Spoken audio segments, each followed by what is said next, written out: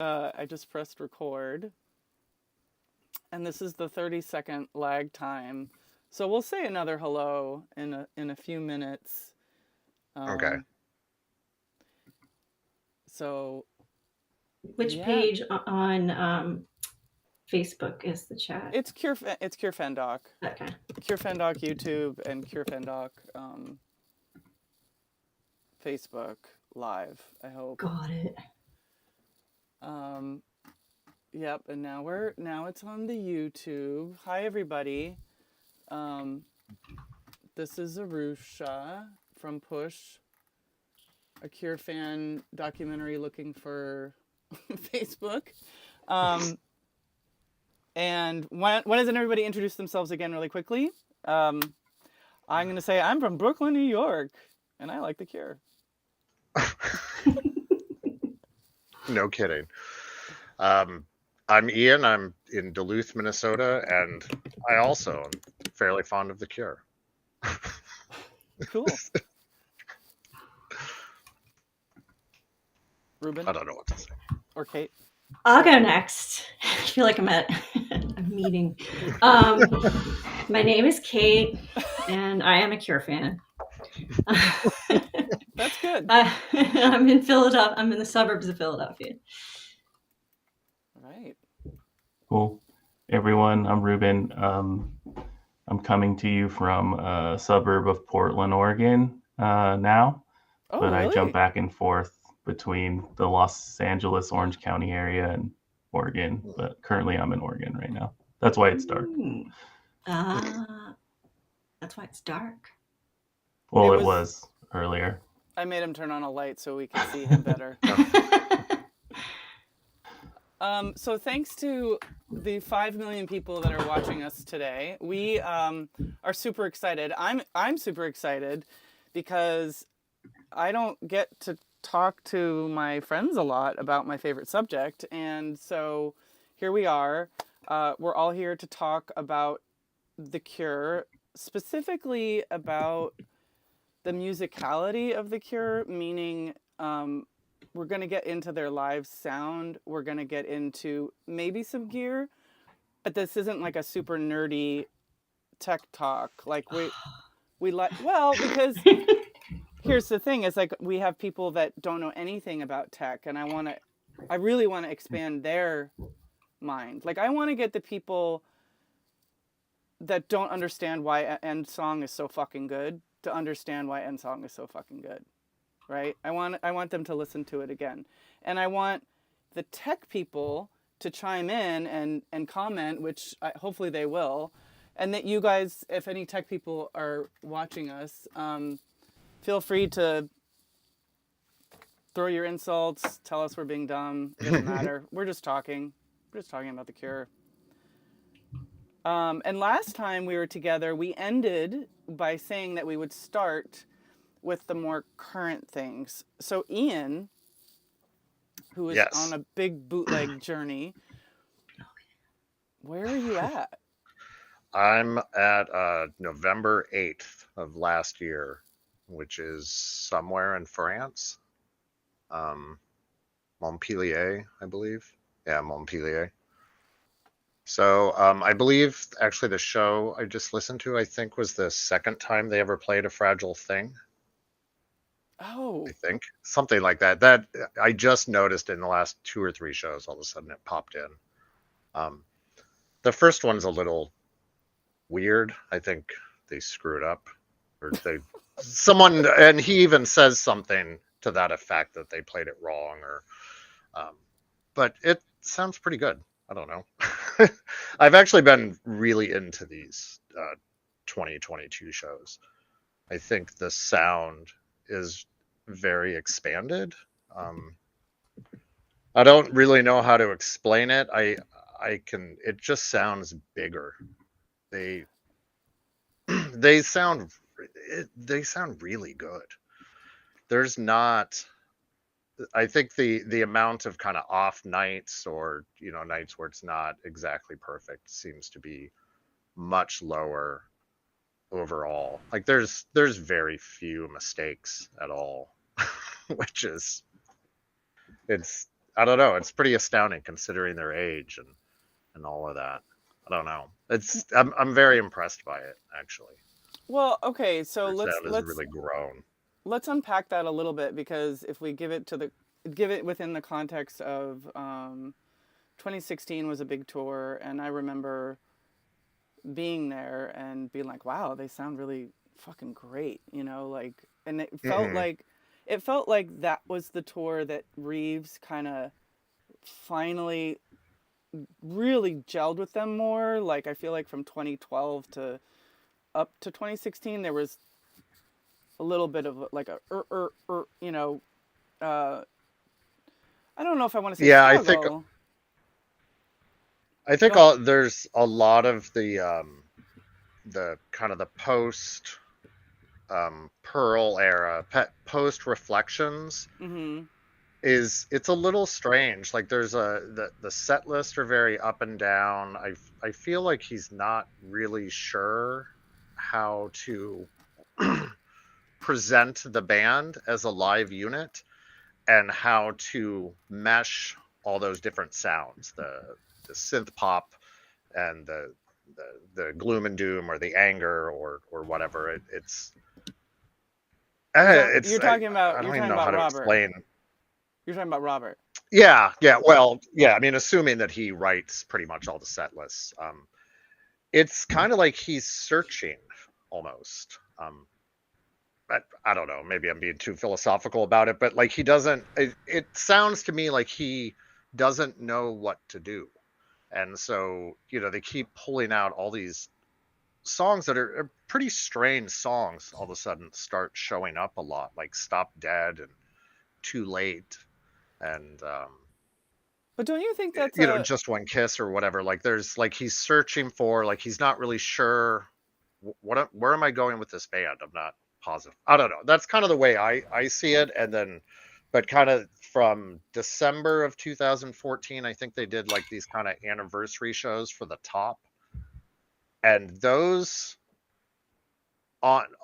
through 2016 are all pretty good. Like they're really starting to gel, um, and the sets start getting more cohesive. It's strange because as I want to hear them play um, Another Day or How Beautiful You Are or whatever, I don't really want to hear Pictures of You and Love Song and whatever again. But as I'm looking over the sets, I'm like, yeah, these work much better when you have specific songs in there all the time. you mean the set list as a whole? Yeah, like I really like the 2022 shows, the set a lot. I like getting like Love Song on a night like this early with Pictures of You. I think that the crowd seemed to really enjoy it. Um, and it's not too much outright pop. Like it's not The Walk and Let's Go to Bed and Close to Me really early on. I don't know. I feel like I'm kind of rambling. Like it's Well, kind of hard to explain. But anyways, I think that the sets are getting better. Like their sound overall is it's pretty incredible at this point. okay, so I want to ask both Ruben and Kate what you think about what Ian just said. I have an opinion about it, and since I kind of honed in on Reeves, I know Kate, you had wanted to talk about Reeves being in. So I don't know, Kate, you want to start? What do you think about what Ian just said? Is he Sure. full of shit? Nah, no, I think he's spot on. I feel like right now the 2000 I didn't oh no I did go see them. Okay, so I had to get my brain together. I saw them in Dublin and London and Scotland, and I mean I saw them before that. I had seen them at Daydream Festival, and prior to that I hadn't seen them since 2008 because I Oh, was under wow.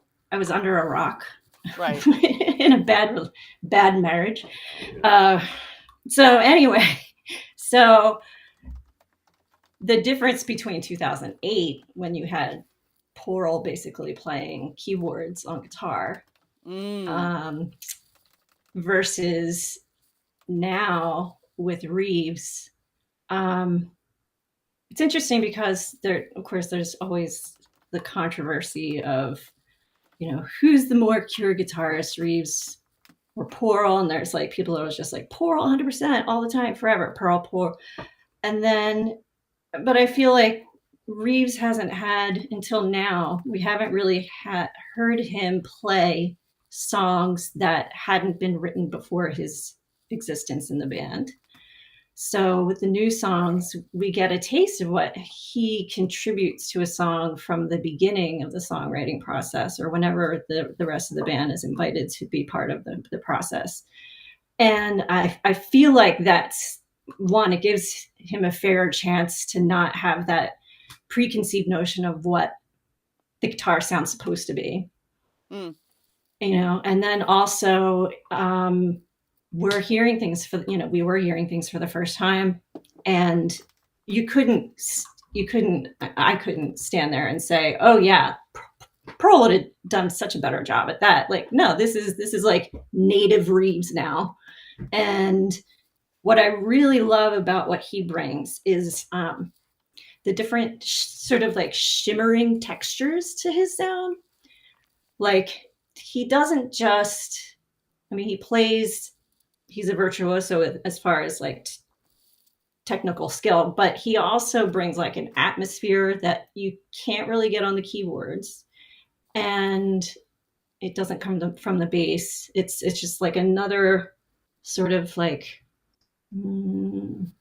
level sphere it's like a little bit of a haze over the horizon line that makes the sunset even a little bit brighter or a little bit more red.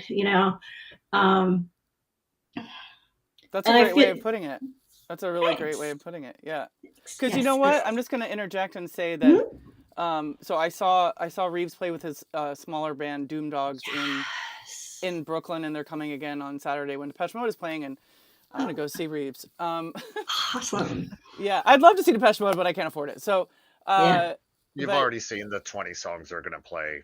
Right. Damn. Over dude. and over and over again. Yeah, you sound like somebody else I know.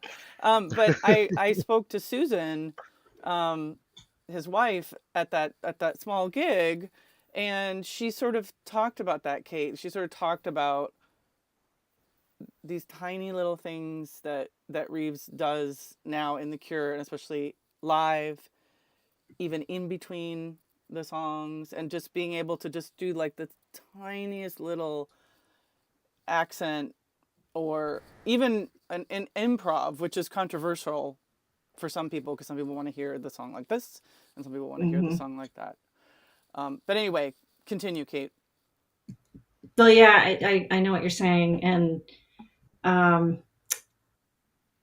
improv is one of his strengths that Robert has, but not so technical. Robert kind of stays to a certain, it's like he has a limited palette, let's say, of where he's playing on the bass six most of the time when he's doing his solos, and he kind of plays the solos the same way every single time, with some variations, but not hugely, not like, or like, whoa, that solo on whatever. What does he even play his solos on? Well, there's one from Blood Flowers he plays a solo on. But Flowers. Is it Blood And 39 too. Oh, 39. That's the one. Yeah, which kicks ass. Like, when he plays, I'm not even sure people realize that Robert's playing the solo when he's playing it, because it just comes out of nowhere. But what Reeves does from my, I think, visually, so to me, he almost like sculpts sound. He gives, like, he brings different dimensions to sound, and it may be the same notes, but there's something about what he does that is 3-dimensional versus 2-dimensional, or even it's 7-dimensional. Yeah.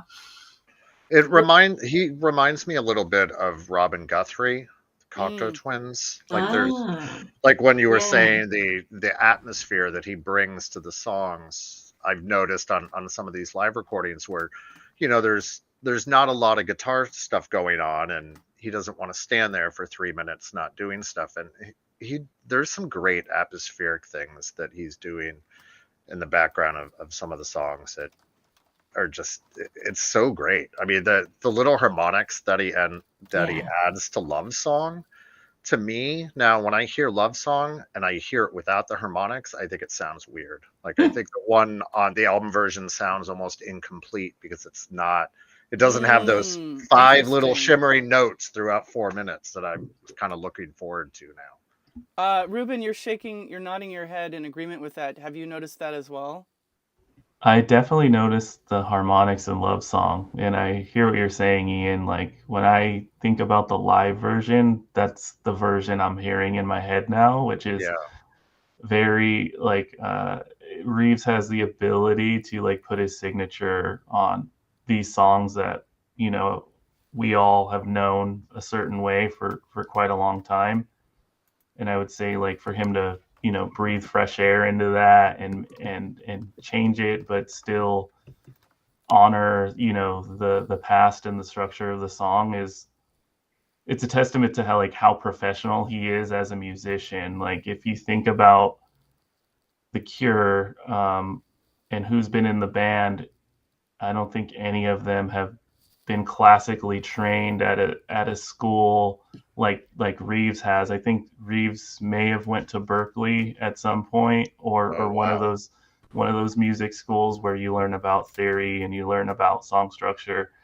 And of course, not to mention, he was the musical director of David Bowie for like 20 years, so he has that in his back pocket too. But I think that Reeves is I think the reason why he works so well, especially in the I guess the current era of this lineup, is he brings a level of professionalism. He understands what it's like to work with like a front man, right? Like, probably from the Bowie years. And yeah, and I think also that it's obvious that they get along really well on stage. He's always playing around with Robert or with Simon, always having a laugh, right? But if you didn't, if you only listened to the recording on audio and you didn't see any of the visual stuff that they're fooling around with, you would think, wow, this is a very serious, professional sounding band. And you hear it quite often. This song sounds better live than it does on the album. And like, how's that possible? Right. So, I guess the current set lists from this last run, I think what I've noticed is it's more of like it's an interesting time, right? Because there's no album to support. Mm-hmm. So usually when there's not an album to support, The Cure goes on like a festival run. They play a lot of hits. They're very conscious of what that kind of crowd wants to hear. But because this is their own tour with no album to support, but with new songs in their back pocket, it's a time for them to stretch out those songs, kind of maybe cement the songs a little bit more in the live arena, and celebrate those songs as if there was an album out. But in my opinion, like the set list as a whole has been like a celebration of the catalog, kind of, because there's been a lot of songs that have been dusted off. And I've heard in many interviews, Simon prefers to play songs like Doing the Unstuck, and then all of a sudden that's back in the set list. I think The Cure are very aware of, hey, we're probably not going to be doing this for much longer, so let's go out there and let's celebrate these songs and let's have fun doing it, and let's bring all audience members what they want, a little bit of what they want, a little bit of what we want, but also what they want. And I think that's why that last encore stays pretty much the same of all the hits, is because they realize there's probably a percentage of the crowd that are really there to hear those hits, right? But so that I think they're striking that balance. And I think also with social media and with the Cure's crew, I don't want to say they're super young, but they're younger, more tech savvy, and I think some of those social media feedback avenues get back to the band more than they ever have.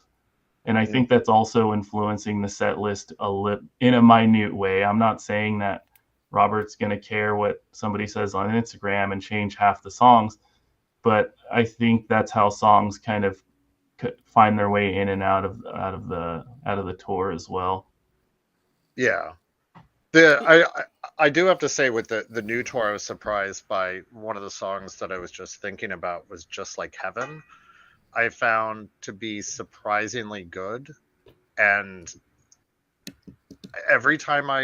most of the time I would see them in concert, like that would be a song I would go to the bathroom during, because I knew, like, okay, I have 4.5 minutes. I've already seen this song 50 times. I'm going to run to the bathroom real quick so I don't miss something.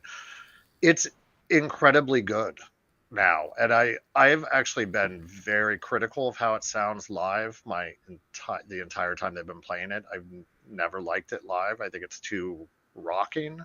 I think it loses kind of the beauty and romanticism of the song, but somehow I feel like they've gotten that now.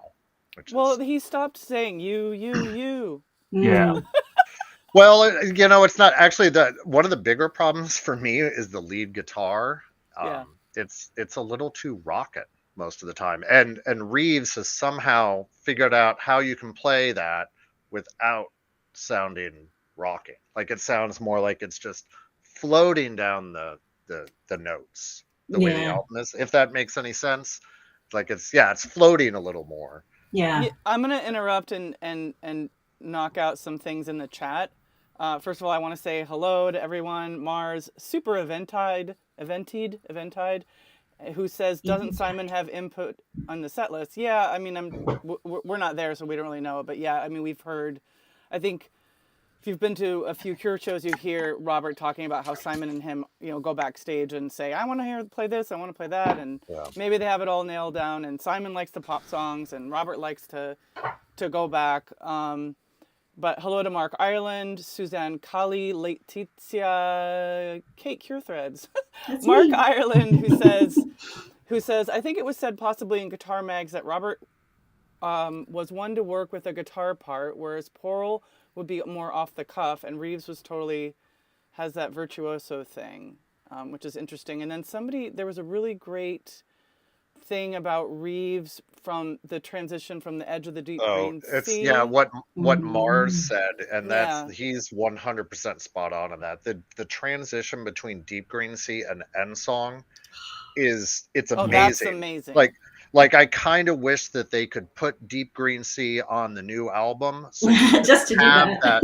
because Reeves' guitar, the kind of the tones and feedback at the beginning of Deep Green Sea, right when Robert starts playing the acoustic guitar and all those sounds are swirling around, it's unbelievable. I can't say enough good stuff about how I feel about his guitar playing at this point. Let's put a pin in End Song, because I really want to spend some good time on that. And it's it's so great. So it just Carl Palmer, David Bean says, Just Like Heaven now has the true bass 6 part in it live. Oh, I see. Yeah, there's a lot of gear stuff. That's stuff like that. Like, I would love to hear in the chat from the gear nerds that are like, well, you're not saying enough about the gear, because I want you guys to teach me.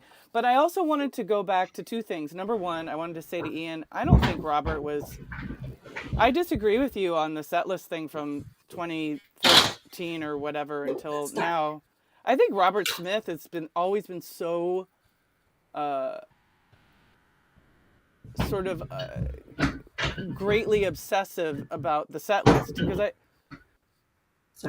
I've heard him say that, especially at a festival gig, but at any gig, he likes to go out, feel the atmosphere. They have their set list in the back, but maybe it changes, maybe it doesn't.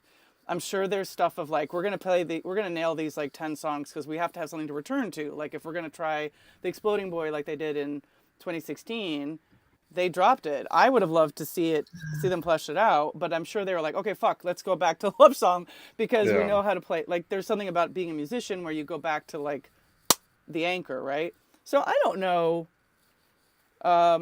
if that's what he was doing. I feel like, Just One Kiss. Fucking hell, man. Well, that should be in the set. I think.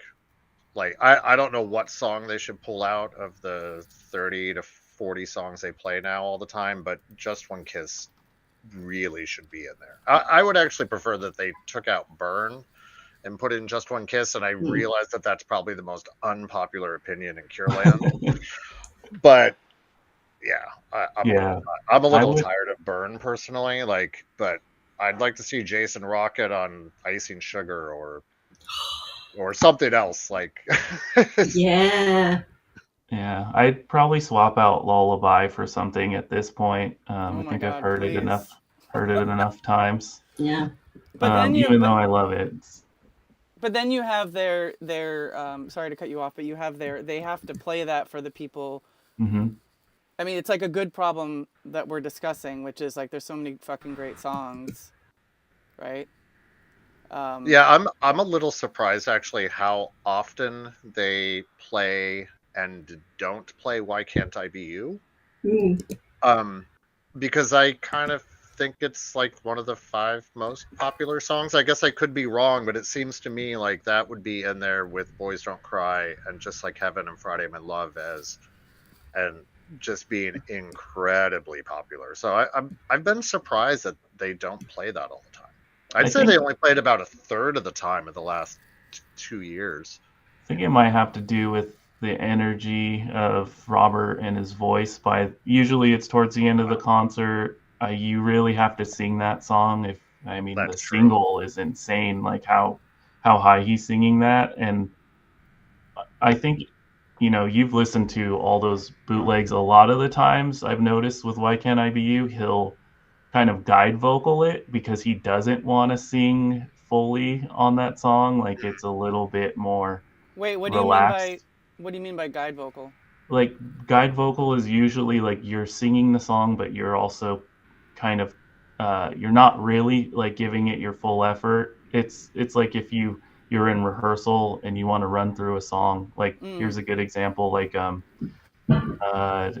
Mountain View and Shoreline, they sound checked Last Dance, and for a long time they were just playing the instrumental, and I believe Robert started singing some of the words, but he wasn't singing them as if you would sing them to an audience or try to mimic the album. He was just like plodding along with the lyrics to get the tempo down, to get the feel for the words, make sure that you remember the words, that sort of thing. So you're not really giving it your all, but you're putting your voice out there so the band has something to go off of, that sort of thing as well. So Why Can't I Be You sometimes falls in that category, especially when it's late in the set. Is same with Shiver and Shake. I don't know, like if you remember Shiver and Shake from like when they were on the Swing tour, or a little bit before that. It wasn't really sung. It was like more or less like I'm gonna work through these lyrics, but not really sing them to kind of save my voice. Ruben. Yeah, I really liked it when he sang it really low, like I'm gonna smash you to pieces. I really like those live versions. I could definitely see why he would want to save his voice because some of those high notes are very high. Yeah. Ruben, can you tell the people that don't know or any one of you, but I'm just choosing Ruben, what harmonics are? Yeah, like it's really, man, harmonics are tough because Does anyone want to show somebody what they are? Yeah, like when Ian was saying harmonics for Love Song, what he's referring to is like there's a way to play a note on a guitar without actually holding the string down and fretting it, and it's called a harmonic. So what it does is it makes the note very chimey, and sometimes the note will sustain for a much longer time. Playing a harmonic, if you're using the right effects, of course. So like if you want to know the difference between a normal note and a harmonic, there's a couple of examples that The Cure open songs with harmonics, right? So Open is the song called Tape. I don't know if you all remember, but usually a keyboardist like Roger will have a guitar out and he'll be playing an arpeggio harmonic on the 12th fret and the 7th fret. Like that sound is just harmonics in a loop pretty much. And then the other example I could give you is Play for Today. I was gonna The say. opening song, like guitar line, is like a myriad of harmonics on the 12th, the 7th, the 5th fret, and Robert is just kind of choosing the right harmonic notes to fit the song, which is really hard to do. It's actually really hard to incorporate harmonics into a sound structure because it's a bit of a treasure hunt. Like you have to really understand the guitar and how it works to incorporate harmonics that way. That was a really good explanation. I was Yeah. gonna say, what Cure song is recorded with harmonics? Play for Today. Is there, what's the other early song in that era? Is it Other Voices? Has harmonics? 10:15 Saturday Night has a lot of harmonics on it. Yeah.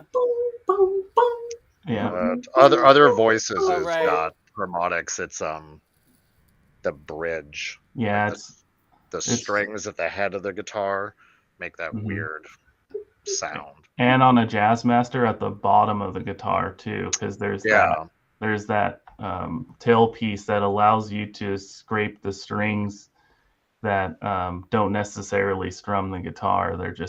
They're suspended, holding tension. Yeah, That's right. Yeah, I think maybe I was just thinking of Play for Today. I just was trying to remember, but I think all of this is a really good indicator of like the things that make the Cure, that give them their sound, aside from Robert's voice and his lyrics, because it's like step one into Cure Land is Robert's voice and his lyrics and his hair and his look, which is all great, but sometimes, yeah, it's amazing. I mean, like, it's like same with Nick Cave. Like I'm a big Nick Cave fan. I same fucking Nick Cave and the Bad Seeds. I saw his face on a poster when I was 15, and I was like, who is that?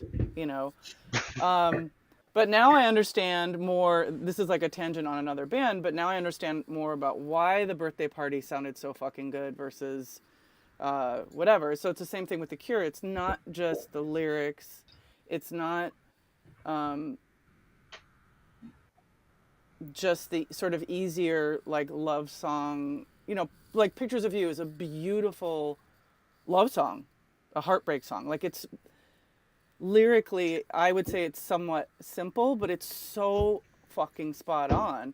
But there's this other side of The Cure that, like, when you start to go in your journey of getting into them, you're like, holy shit, like, how do they make that sound? What was that? Why was that there? And that's why getting into End Song, when that came out, or when it was played live, I personally, and I think everybody else here would feel the same, is like, holy fucking Christ, this is the masterpiece of the new Cure song. What do you guys think? Yeah. I was dumbstruck the first time I heard it, and I heard it on a like shitty live feed from I guess either Riga or Helsinki. It was not very good sound quality, and I was still just completely floored by it. I was like, oh my God. Like, I mean, I feel like I may have started crying the first time I heard it. I was just blown away by it. I'm still blown away by it. Every show that I've been listening to, when that song comes on, I'm like, Jesus. Like, I don't know if it's getting better every time, or it's the same with Alone also. They're both. I love Alone. Yeah. Well, so Ian, before we go to Kate and Ruben about End Song, to explain, like, so my friend Mike, who's not on, Mike, goddammit, where are you? He loves And Nothing Is Forever, and a lot of people like And Nothing, and I do too, but because it's like a lyric song and it's very easy, and you know, again, it comes in right away and it's like sort of guiding you if you're a lyric person. But can you maybe help explain to somebody who wants to know what the big deal about End Song is? Like maybe some, like why did it grab you right away?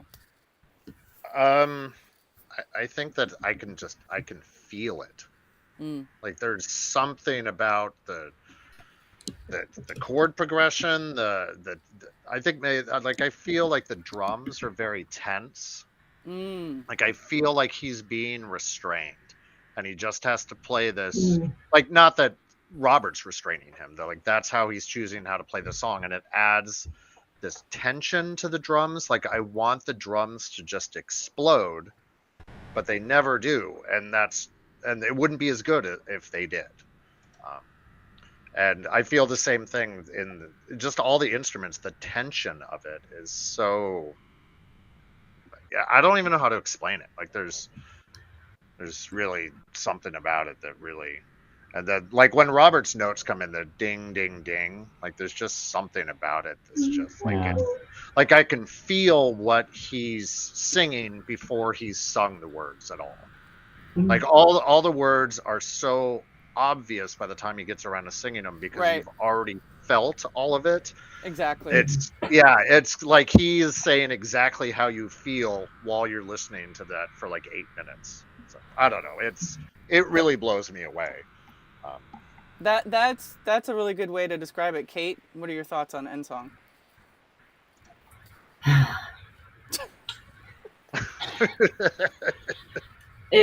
So I also heard it first. Sorry if you can hear my dog barking in the background. He likes End Song too. Yes. Thinks a lot about, mortality during End Song. But I heard it, live streaming first, and it was hypnotizing. The toms, what Jason, I think, like what you're saying with the tension on the drums, the toms. What I noticed live was you could feel. I don't know what they did, if they super amplified the toms or something, or like changed the levels so that the bass of the toms was like really. They're perfectly tuned. They are notes rather than just percussion. Boom, boom, boom, and Simon isn't playing like a bass line. He's playing something very high. So the toms are almost the bass line in that song. Yeah, I mean, I think that and I think Roger just Roger's playing a very low keyboard part, which I think also adds to the rumble you feel when you're seeing it live between Jason's drums and that low synth part that Roger's playing. You feel it. You do. Like you feel it. Like I felt my rib cage. The only other time I felt my rib cage inside my body was seeing My Bloody Valentine play, because it's just so fucking loud. But when I was, especially when you're up close to the stage and you're close enough that you are sharing the same air as the toms, and the toms are shaking the air, vibrating the air, and your body is like there with you. And then, oh my God, I'm just going to cry. And then at the end, toward the end of the song, I realized, that the beat, as it starts to pare down, and, when he says nothing, boom, boom, boom, boom, nothing, boom, boom, boom, boom. I was like, that's a fucking heartbeat stopping.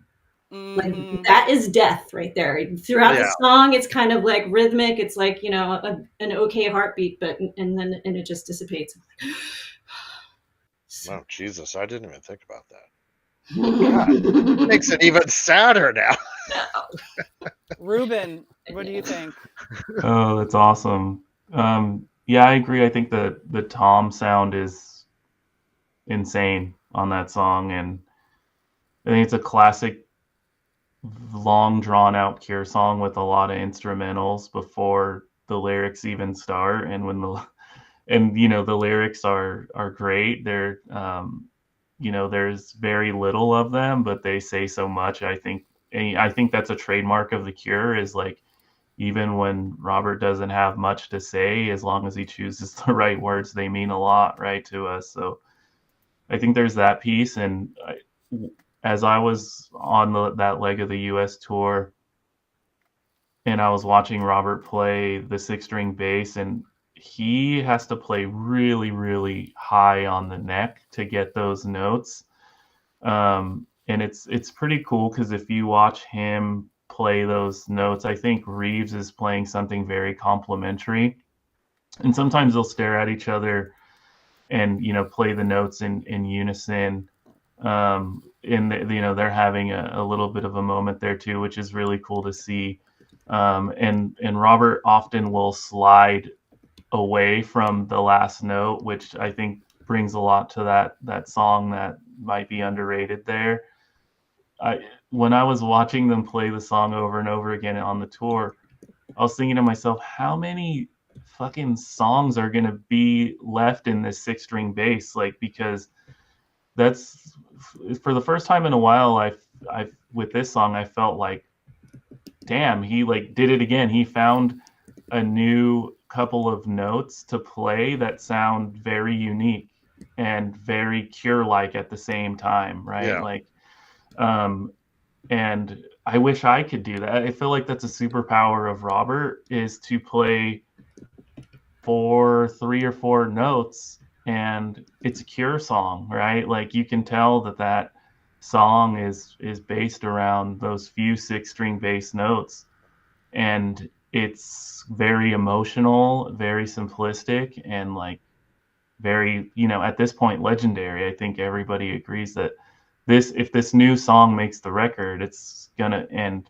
continues in the live sets for however many Cure gigs there are, I think it's still gonna be a favorite. People are still gonna want to hear it.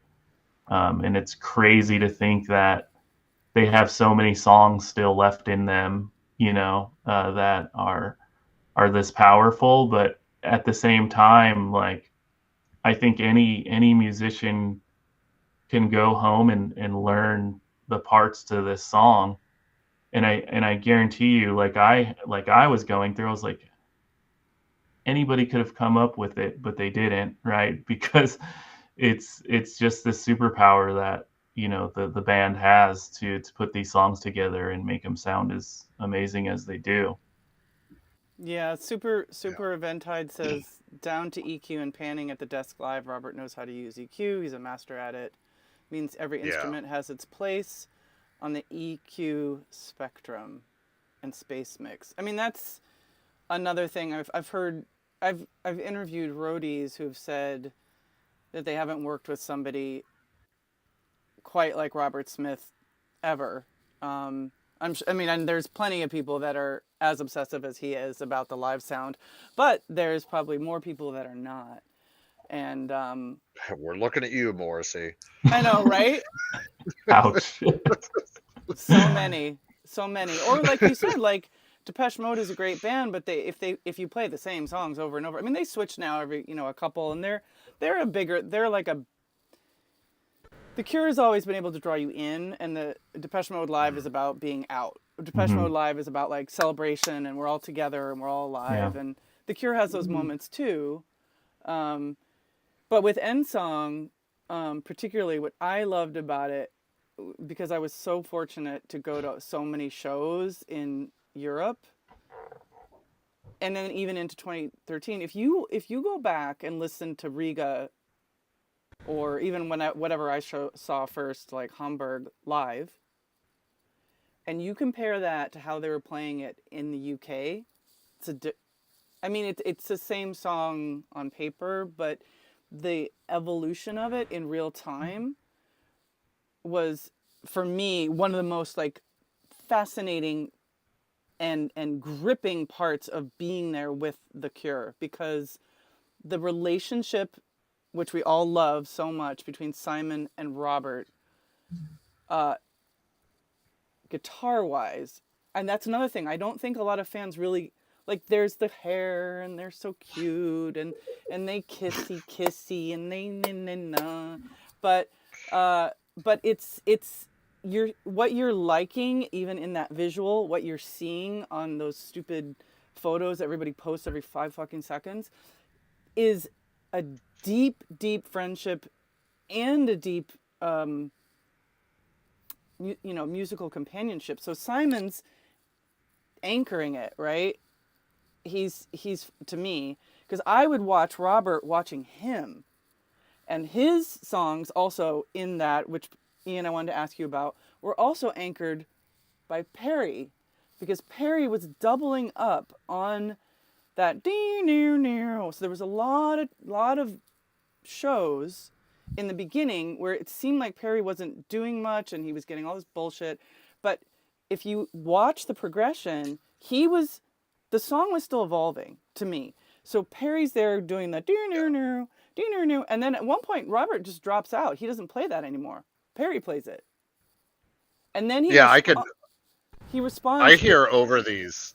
I think I'm like 20 shows into the tour at this point, and I think it's just within the last 5 shows somewhere in Italy. I feel like End Song got completely on track. Not that it was off track, but there's something about it that's happened in the last 5 songs, and I can't put my finger on if it's something that Simon does or Jason or Perry or whatever, but it's clicked and it's growing as well.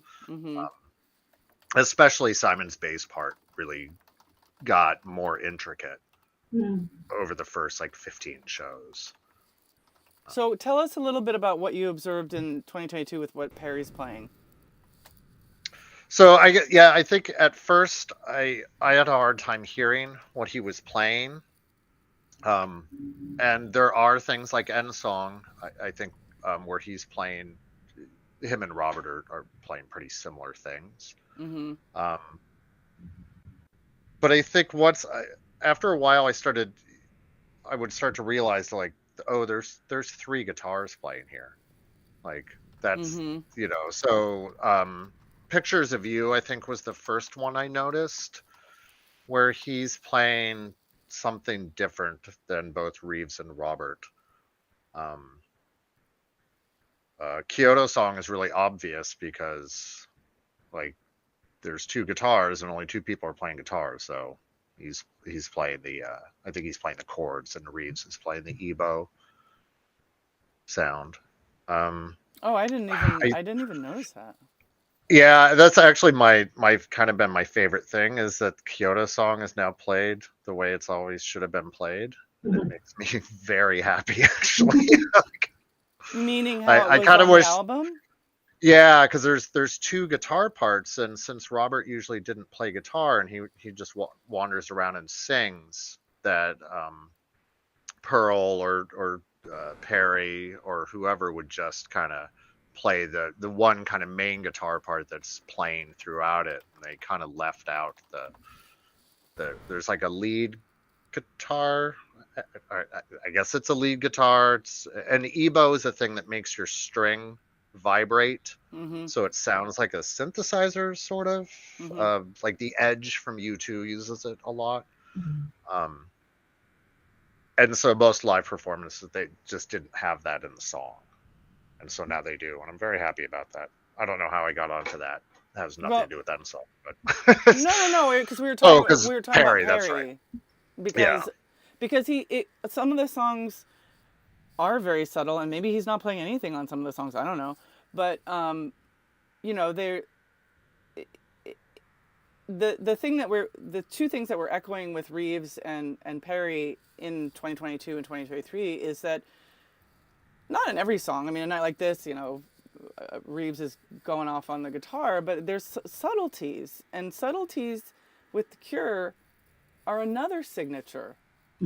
Yeah. Of The Cure is like, it could be like a little ding, or like I think Ian, you and I talked about Trust, or there was some song where we were talking about how Roger is playing the piano part and Perry's playing the synth part. Or the strings? I can't remember what song it was. Yeah, I think that's Trust. It's probably Trust, or it could be Cold. Oh yeah, Cold. Or All Cats Are Gray. All Cats Are Gray. When did they play All Cats Are Gray?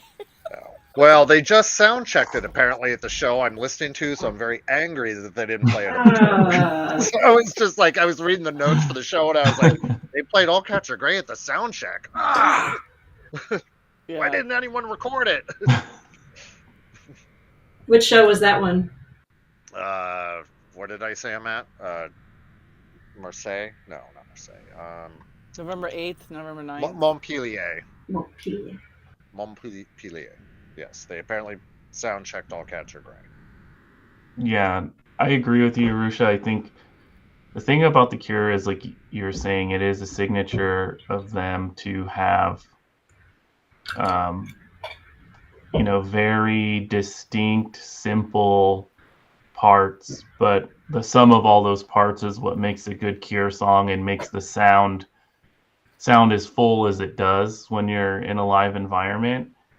And I think what's underrated about The Cure that nobody really talks about, despite whoever plays whatever part, is The Cure now have 3 lead guitarists in their band if they want, right? Like at some point, Perry was the lead guitarist for The Cure for very many years. I couldn't tell you how many, but I want to say it's close to a decade or more of experience being the lead guitarist in that band. So he knows pretty much all of those parts inside and out and can play them at any time. Yeah. Reeves is now the lead guitarist, right? Which, obviously we know how versed he is in his skill set. And at one point, Robert was the lead guitarist for The Cure. Let's not forget that, right? And in the past, he's played a lot of those lead parts and sung or soloed. So the thing about Perry is, like, why I really like that he's back in the band, and what I think he really contributes is he understands what's going to make the song sound fuller or better in certain points. And I'm sure the band talk amongst themselves and work out who's going to play what part. But I think that's part of being like a professional touring musician, right? Is like you're in it for the sum of all parts. You're not in it to be in the limelight. It's never The Cure's attitude like, hey, watch me shred this solo on a night like this, right? Those things just kind of happen organically. So yeah, to me, what's interesting about Perry is, on the surface and to the average concert goer, they may wonder, like, what's this guy doing back there? Like, don't really see him moving around a whole lot or jumping about or going up and down the guitar neck. You're not supposed to see it, you're supposed to hear it, right? I think that's pretty much what it comes down to with The Cure. And I think if Perry was in that lead guitar position, you'd see a lot more of his skill set, obviously, but he's not in the band as the lead guitarist anymore. If you want to relive those days, there's this thing called YouTube, and you can Google, your heart's content away and watch him on the Swing Tour. Like, one of my favorite tours, which I think I went on all of the North American shows, was the Curiosa Tour. And you can find Perry jumping around and shredding, and thrashing away on 100 Years. And it's amazing and extremely impressive, right? Like, to have those musicians like on hand in what are they now, a 6-piece, 1 2 3 4 yeah, to have a 6-piece that talented is a gift, right? So, like, what I'll say, and like, it was a theme of the tour, is just like a lot of gratitude that these guys are still around giving what they have to offer to us, because they don't have to tour. And like, we should be appreciative that everybody shows up every day and does their jobs professionally, so that we can have an escape and dive into the songs as they're meant to be heard. I think that's, on the surface, yes, you look at Perry and you're like, okay, what's he contributing to, but I don't think you're going to see a lot of it. You're going to hear most of it. Is my answer to that. Yeah, and I mean, also, you know, since the album isn't out, I would, I mean, I don't, you know, like we're not in the room with these guys, but you know, again, this was a live evolution, and so to be a part of it as a fan, to me, like I echo and agree with everything that you said, Ruben. It's like we can go back to different eras and appreciate whatever we loved about a certain era. But then I think also as a fan, we have to question ourselves and ask, why do I love that? Like, why am I obsessed about Boris versus Jason? Like, all this bullshit to me about this drummer being better than that drummer and this guitar player being better than that guitar player and this and that and the other. It's like, this is a fucking living, this is a band of people, of real people who have daily lives and they make decisions and the decisions change, and then to have Perry back, it just, it adds whatever the fuck the band wanted it to add. You know, it's our Yeah. part to observe. And like with Boris and Jason, we've talked about this before with the four of us. Ian and I talk about it all the time. Like they're apples and oranges. They're two different drummers with two different distinct styles. Just like we're talking about the three lead guitar players, like Reeves, Pearl, and Perry. They all have a different sound. So to compare them and to have them be exactly how each one was kind of is missing the point, in my opinion. You know what I mean? Like the other thing about Boris, I don't know, Ian, what you think, since you listened to all the bootlegs. Wait, hold on. We're getting some feedback from somebody. Do you guys hear that? No? Is it just No, me? I was muted. And my ghostwriter? All right, I'll just live with it. Anyway, Yeah. so Boris, who, I mean, Jason studies when he's like playing the older songs, is a fucking great drummer. But I think what some people forget is that Boris came in the Dave Allen years. And I may have talked about this before, but so a lot of these sounds that you hear that are so overwhelmingly incredible with the recorded drums with Boris is Boris's talent and the producer's talent, I think. Because I think there was that period of 84, 85, which I know was Andy Anderson and a little bit of Boris, and then, you know, through Wish with Dave fucking Allen. I mean, Ian, you've talked about the live sound with Jason. I mean, what do you think about what I'm saying? I mean, I can tell on the albums, I can hear the difference without Dave Allen. I don't think it has anything to do with Jason or, you know, Pearl being gone or Perry being there.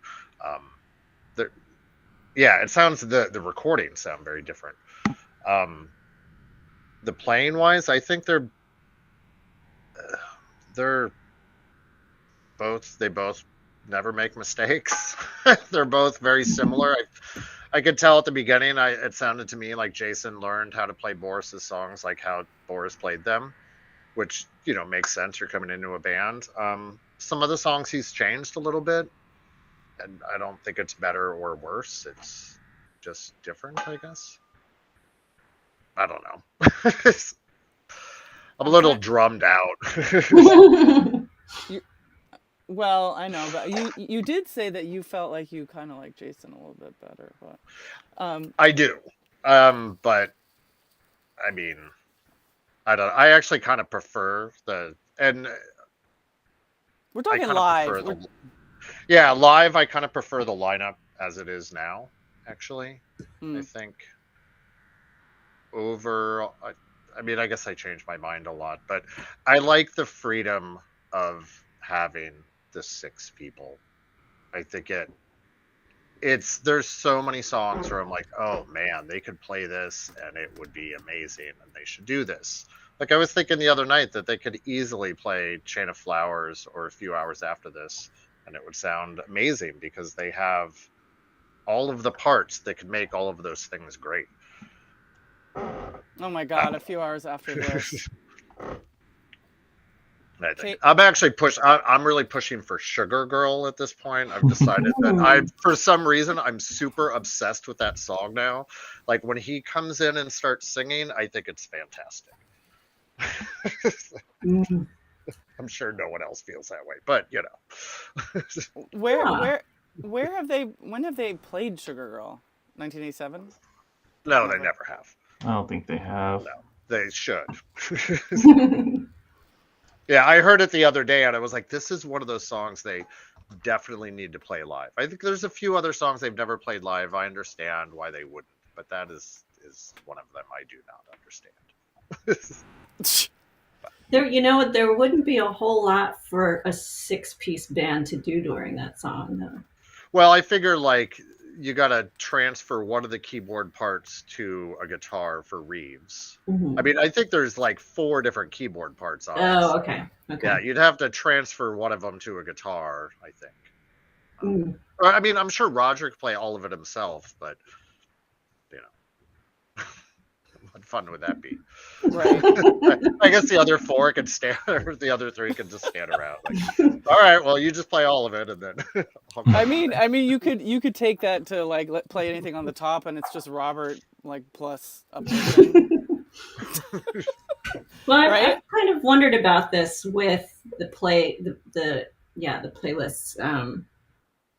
over the past few years. Once Reeves joined the band, how in order for Reeves to have a point to be there would need to be songs where there was a part that he could play. Wait, say that again. So when the Cure have the way they've altered their set lists between pre-Reeves and during Reeves, how much, I wonder, I don't know for sure, but how much of what they choose to play, especially like the little in-between songs that we don't expect, is dictated by, okay, Reeves needs something to do. We want to use him and capitalize upon like what we can do with him, that we have him, because he can play the things that nobody else could possibly maybe play. I wonder about that. I would actually say that the opposite might be true because they play Cold a lot, which does not need him at all. I mean, what he adds to it is amazing. Yeah. But, the other one is 6 Different Ways. Like they've and 1,000 Hours. Like these are all songs that are not like they're not being uncovered because like, oh, thank God now we have 6 people. Like if anything, those are songs that maybe would be easier to play as 4 people. You know. But Robert doesn't have to do anything. Well, that's true. I mean, knowing how they, I mean, at least witnessing how they are as musicians, I think that how many people are in the band versus what they want to play might be 2 separate entities that just they need to figure out how to make that work. You know what I mean? Like, I think part of the beauty and the not the curse, but like there's just such a wide catalog of sounds and songs that, like you're saying, Ruben, like the great thing about having Perry there is that he could fill in 1,000,001 things or whatever, or he's also perfectly content and has such little ego that he can, you know, pull back, as does Reeves. You know what I mean? Yeah. And so Reeves, I think the only thing, maybe, and this I'm saying just from hearing him talk in interviews, is that, you know, he does like to improv. He does like to make every night a different sound. And The Cure can be very much like, we're going to play Last Dance like it is on the album. We're going to make it sound like it is on the album. Like somebody, I don't know if we've talked about this last time, but I had friends who were pissed off this round about Want. Do you guys remember how different Want is? Um, I think "Want" is one of those songs that has always evolved. Like it's never, to me, it's never really sounded consistent across the years. Like sometimes Jason's drumming intro is a lot longer. Sometimes it's extremely short if they need to shrink down "Want" and make it work into a set list. Um, I think "Want" in general has a wild variation. What I do love about Want nowadays is Robert will he'll like, instead of like that guitar like rising into the song and everybody like getting into like a more like thumping tempo, Robert does it with his voice now, and screams into the microphone and leaves that trailing echo, which I think is really epic sounding, and I think it gets the crowd more engaged rather than somebody doing that with their guitar. Mm. Um, but yeah, I would say "Want" is like kind of a tough song to ask for consistency for, because the timing variation always changes. If you truly like want consistency out of it, you need it to open your show, right? Like you actually need room to do the whole drumming intro and all the other stuff that goes on in "Want," and that hasn't happened since the Swing tour. And though, you had to, I guess you had to have been there, or maybe you go on YouTube and you listen to it.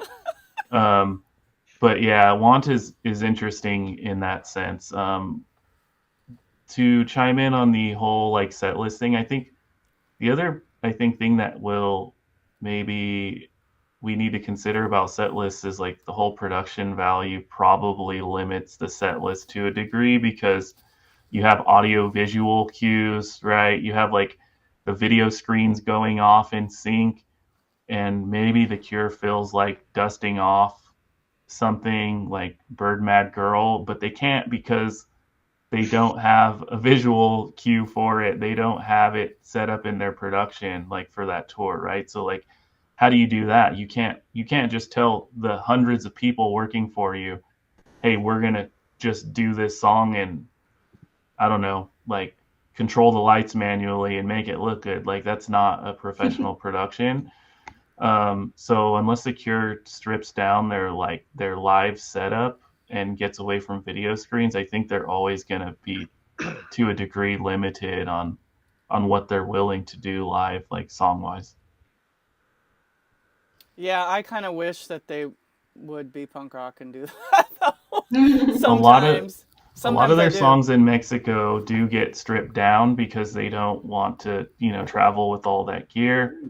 And like that's why like Oh, that's interesting. these upcoming shows can be very exciting, because if they do, for whatever reason, if they choose to not travel with their normal setup, and lose some of some of the sparkly production value, which often happens in a festival environment in Latin America. Usually you have to make concessions with your production rig. Hmm. That's when the band can kind of stretch out and get more spontaneous. So I've seen it in the past when I went to Monterrey, Mexico, where it was just like them on a stage, I think one little screen and a strip of lights, and that was it. And that was an interesting show because it was very old school, and you can tell that the band were into it because now they're quarterbacking the production value of the show versus a team of however many it takes to get it all done. Now they're Yeah. quarterbacking the production of the show. I need to like Mm. quote that. There's some Let's very compare good. everything to football. No, but it's there's some I don't know anything about football, but there's some great quotes in this conversation. Um, I have a little task for you guys and those watching at home. And Robert Smith, if you're watching, you can totally turn off all the lights and just improv and then play forever and ditch the click track. But anyway, so Ruben, you brought up Last Dance. on my YouTube channel, I don't know if you guys can go to it, but just if you click on the videos, I uploaded just Last Dance, and for those at home, I uploaded Last Dance from 2019 in Helsinki. I think the sound is pretty good. I think the drums on it are kind of flat. I'm not talking about their sound. I'm talking about the sound that was recorded in whatever I used. Because I was thinking about like how do I describe what it is about seeing the Cure live and their sound versus on the record. And if you guys would take a minute and just listen to the beginning of that clip, I had to go back and listen to Last Dance on Disintegration, just the beginning with Simon, up to the part where somebody fucks up on the Helsinki one, and then like go try to listen to that and then come back, and I want to talk about it. Can you do that? How do we do that without going away? What is this on? It's on your Literally, Cure yeah. fan dog. Oh, You Last Dance.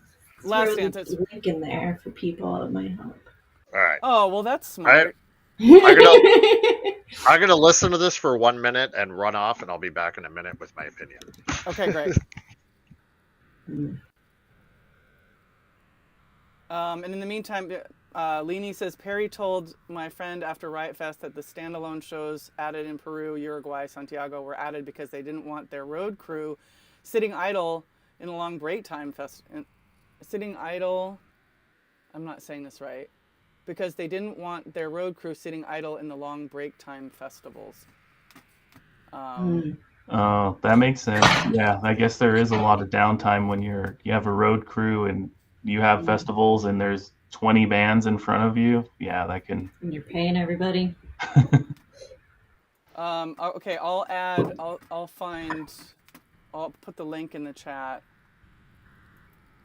of Last Dance. What I'm trying to get with this live show is, like, for me, it's Simon's bass that just kicks fucking ass.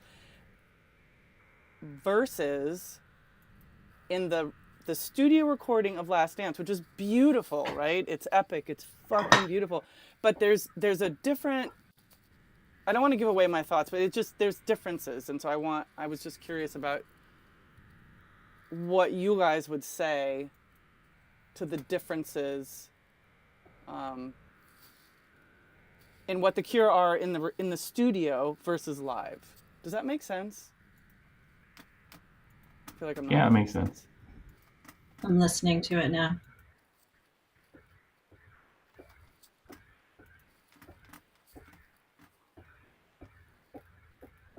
And you hear somebody fuck up, and I don't know who it is.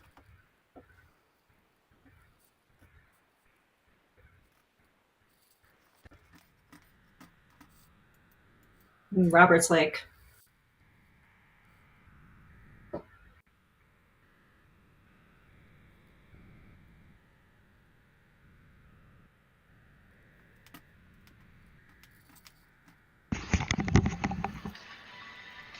Okay, can you hear me?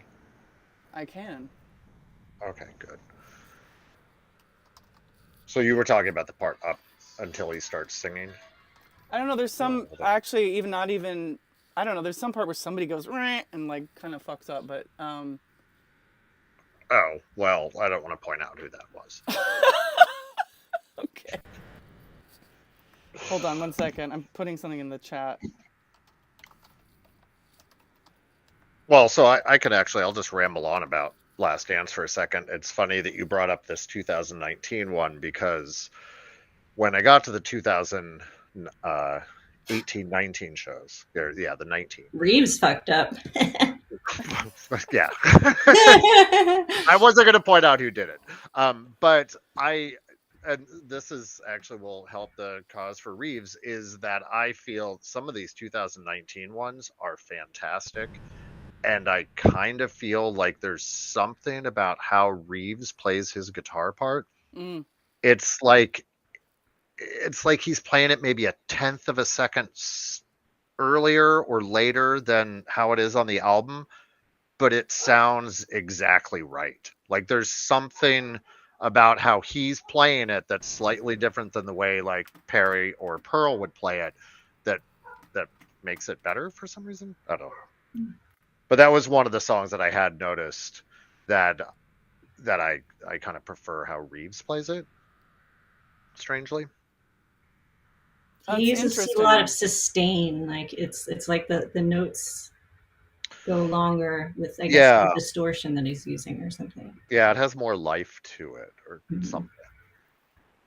Mars, well, actually, I'm going to wait to say what Mars said because they're talking about what I'm talking about. But Kate, what can you compare like that?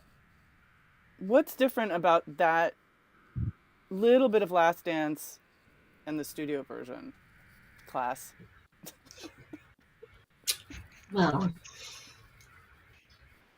I don't know if you. I think the EQ. Well, the mix, the EQ. I mean, the bass is very heavy there. Listening with the headphones, like it's super, and it sounds like he's got like some extra chorus or like some kind of doubling action going on. That it's adding another. I keep saying layers and dimensions, but yeah, it's like they laid on the black paint real thick. You know, it's cool. It's really cool. Ruben, what do you think? Yeah, the bass really stood out to me. Actually, it's to me, it's the bass is a lot dirtier in this mix than it is on the album. Of course, what I mean by that is there's a little bit more distortion or a hint of distortion, which is not that's normal that's Simon's sound. I think Simon has been favoring like a dirtier sound in general as of late, which is fine by me. It suits my taste anyway. And then what I noticed about Reeves playing that guitar part is he's playing it kind of his own way. Honestly, like it's not the way that I've seen it played in the past. Usually I've seen Pearl. Now Pearl, I've seen her play it higher on the neck, across some of the, like, I guess,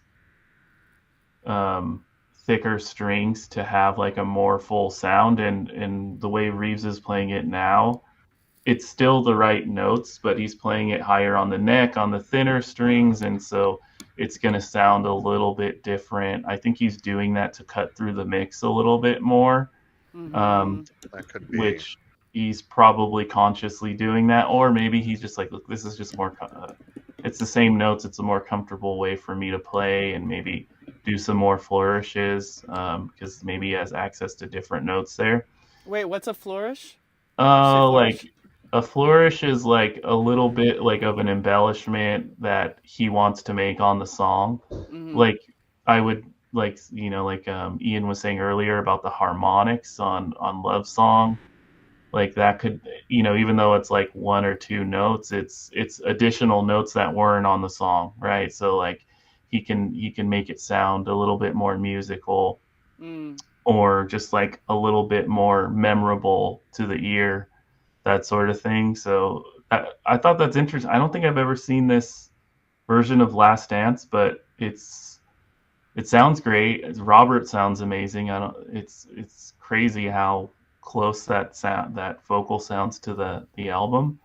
It is crazy. It's crazy. Sorry to interrupt, but but in 2019, Last Dance was it gripped me because it was like they played it in 2016 a little bit, but for some reason 2019 it was bananas how it was better.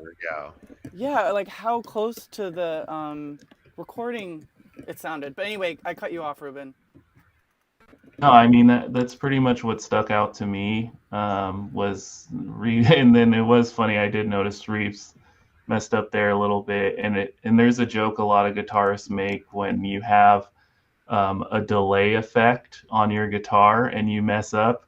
You get to hear yourself mess up a lot of times after you mess up because it's the wrong note and it's on a delay, so it's like a trail. of the mess up. So you can't even hide behind it. All you can do is laugh about it and get back into it. So I thought that was pretty funny too. Yeah, Mars had said Simon uses more overdrive in the live show than the recording. Yeah, that gets it's more every tour. Is that His but bass has kind of consistently gotten louder since like '89.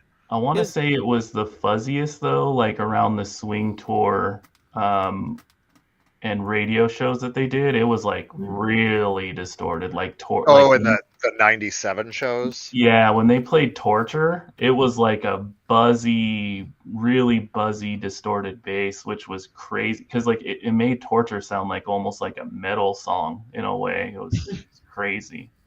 Yeah, I yeah. think The those, '97 shows are strange. how so? Well, so it's the first time I think they use a click track. Um, They didn't use it for in better or '96 at for all. worse. No, no. Yeah, I didn't notice it until I think the first show I noticed it was possibly the summer of '97 when they played in California. That show Maybe that the we went first time to. yeah, the whatever that was, K Rock, Weenie Oh my Roast, or God, whatever that it was was. such a good time. I think that's the first time they use it, but yeah, that tour, like the version of Pictures of You is Oh, only the like King four and a version. half. Yeah, they play like the single version of that I song. hated that. Did Um, not love it. I feel like is there another one that's edited down also? It's a strange string of shows, and then they add in like Untitled and the Holy Hour and Torture and the Same Deepwater as You and Faith. hmm Like there's some strange set choices. Yeah. I don't know, Yeah. it's kind of a generally a weird tour. Wait, Ruben, what were you saying you didn't like? When they did that short version of Pictures of You, it just felt way too rushed. There wasn't that build up and like not even there wasn't a lot of to me when I remember being in some of those audiences, it just seemed very quick and over too fast. It didn't seem like there was a lot of audience engagement for that reason too, because there's like a lot of crescendoing moments in Pictures of You that happens where the audience will usually get like very happy or riled up that the song is progressing towards him singing, and so like those moments I feel like were lost, right? Like so uh, I think their old light show where the lyrics about like being lost in the dark and then everything goes, the spotlight goes on Robert, like all that stuff I think was missing like during that tour, which was a little strange, but I get it. They were trying to squeeze in songs into the set list. Yeah, they're short shows too. Yeah, Really? very quick. Yeah, because in '96 the shows are very 5 million long. out. Yeah. Yeah, and I feel like '97. Yeah, those radio I feel like they were less than 2 hours a show.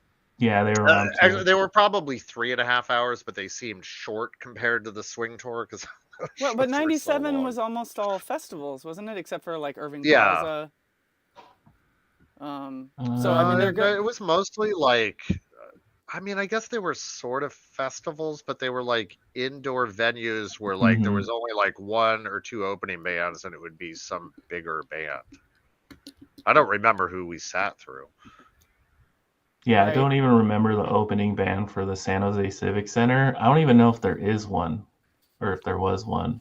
Maybe there wasn't. I don't remember. I kind of feel like that was their own show, but it was like the radio stations of the day were like, this is part of the Christmas. The Christmas yeah, radio it was. shows. Yeah, it was the Live 105 Christmas. Well, no, wait. The Live 105 was the summer, Ian, and I'll remind you why I know this. And then they did Christmas shows. So I'm gonna give a little story because Allison's like, I love to hear these stories. Yes. So in 19, Ian and I had, for those who haven't memorized my life story, Ian and I met in 89, 90 in Tucson. He wanted my Cure shirt. I told him to fuck off. We became fast friends. We would listen to the Cure together. We never thought we would see them together. We saw him a couple times in 92.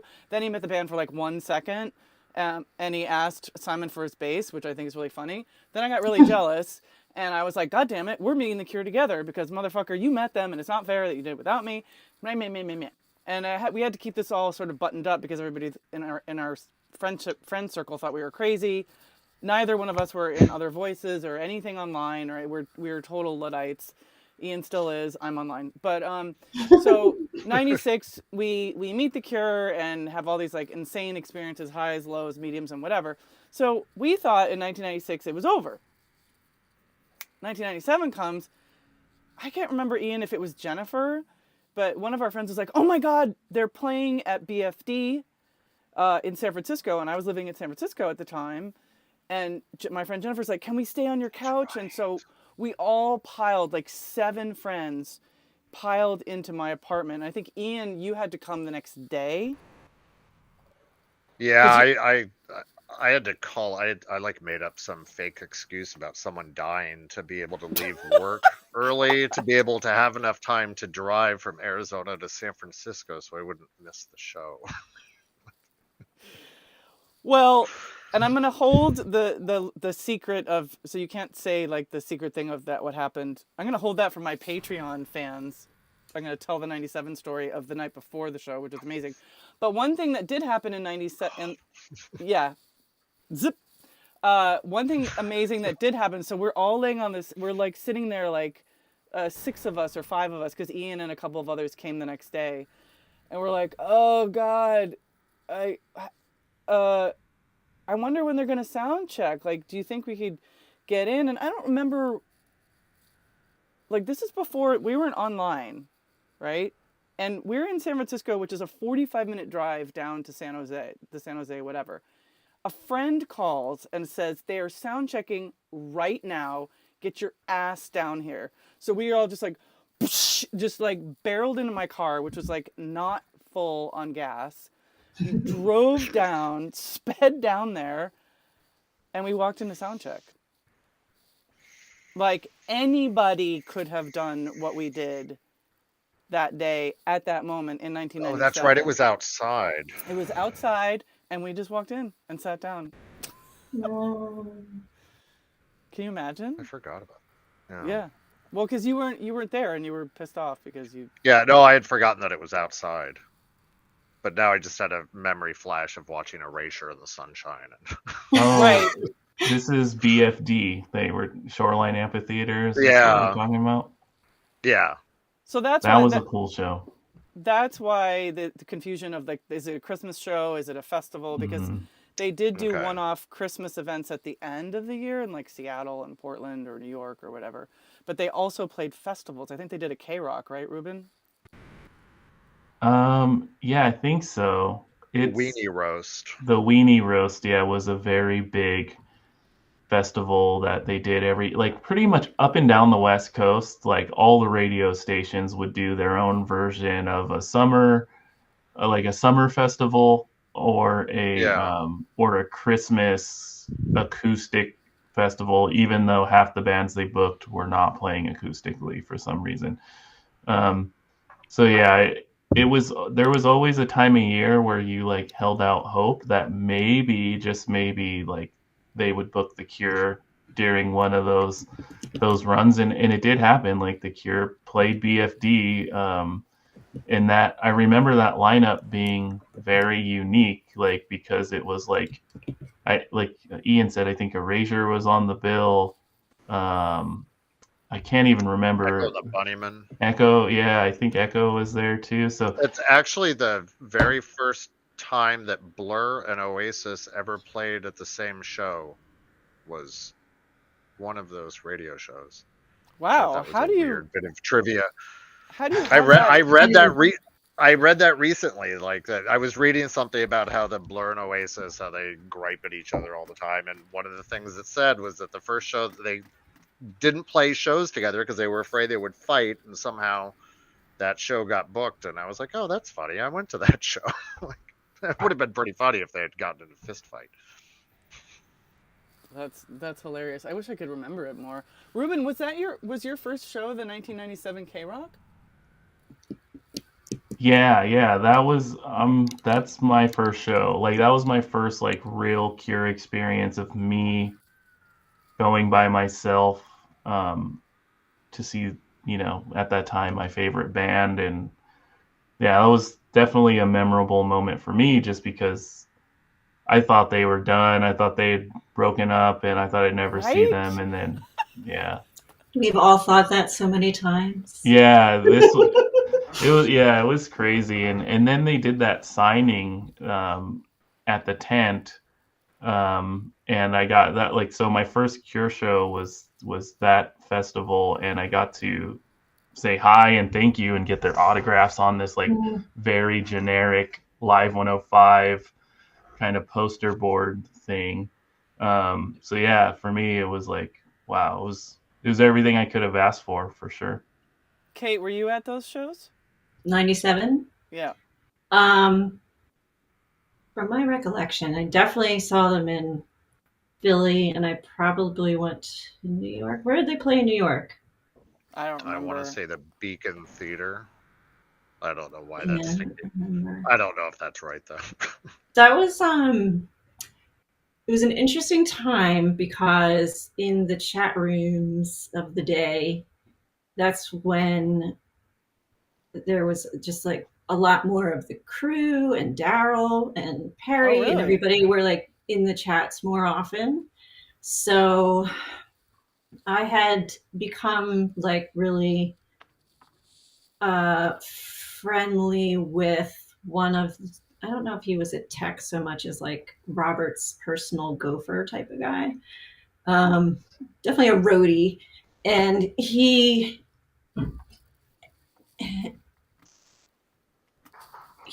got, basically I got to go to the after party that was like at a late night club after the Philly show. And first of all, it was at a tiny theater in Philly that nobody ever plays at, the Tower Theater. Oh. Which legendary in the Tower Theater is when Jane's Addiction played there in like 1992. Perry Farrell got all pissed off and flipped off the crowd and was like, fuck you, I'm leaving. And then there was like TV footage of people tearing the seats out.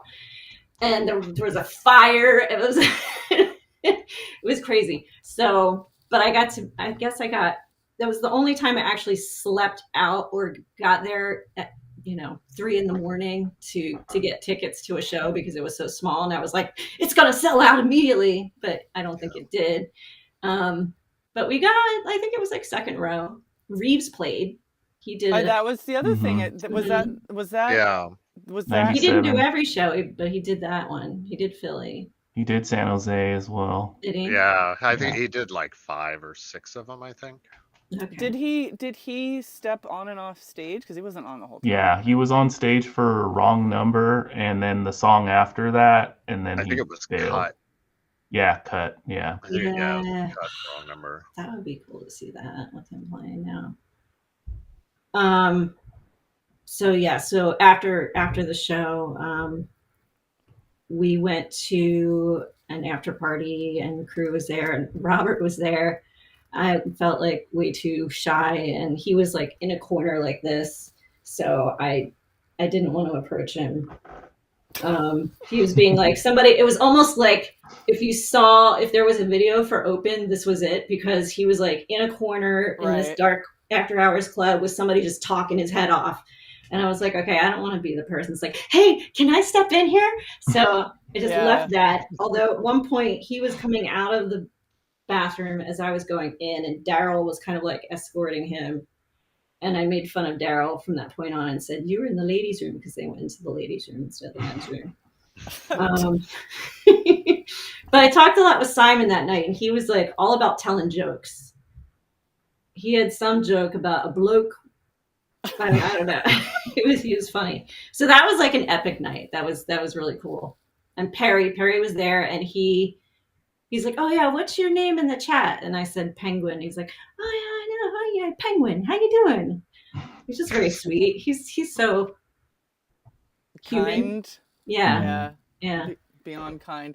Well, yeah, it's interesting to think about. I mean, for me to think about that time in the chats because, like I said, like Ian and I were completely clueless. At least I was, Ian. I don't remember any of that shit at all. I wasn't involved.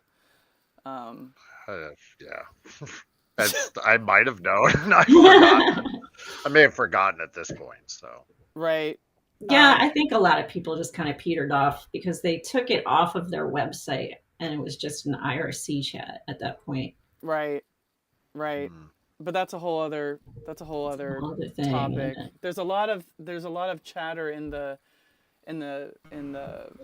on YouTube about gear. You guys are getting ahead of us. You're beating us in the gear talk, Oh, man. Super Eventide is like super even. He's just he or she is super. They, them.